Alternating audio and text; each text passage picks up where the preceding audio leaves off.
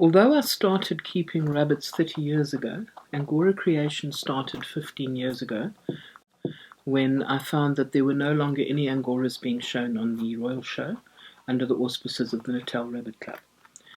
The Angora rabbit had basically disappeared because it is a very high-care rabbit, and the rabbits that I could find in Natal were of a very, very poor quality with hardly any coats and hardly any furnishings.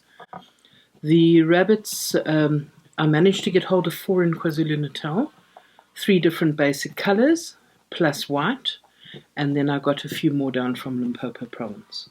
And this developed an interest from me in the color of your rabbit, in other words, your color genetics of your rabbit, as well as in improving the coat of the Angora rabbit.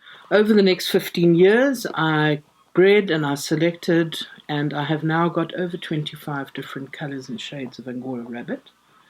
And I have improved the density to the point where they have now got ear furnishings and they can hold their own on a show table. And that is what I had actually set out to do 15 years ago. The Angora rabbit is a natural mutation. It is not a rabbit that you will find living in the wild. It cannot survive in the wild. It will die within 18 months maximum because of the coat, because of your predators, because of the problems that are associated with their gut and so on, and because they simply cannot survive. They are not a natural animal.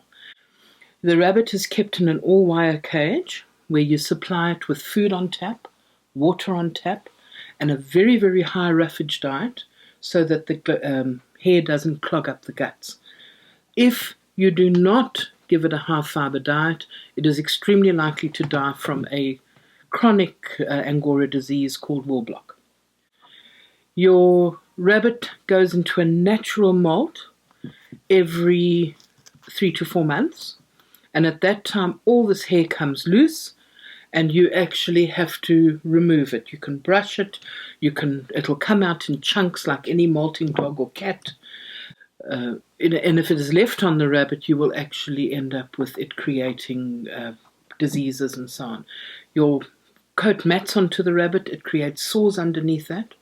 If it has had any bedding in its cage, if it's had access to any hay, burrs, anything sharp, that goes into those mats and it rubs up against the very fragile skin, and the rabbit ends up with incredibly pussy sores that can even fall to fly strike. Your rabbit's natural lifespan is approximately 4 to 5 years, and they continue producing wool for that entire time. Possibly an older animal might produce slightly less wool, but for my purpose as a show animal, it doesn't really have any impact on it.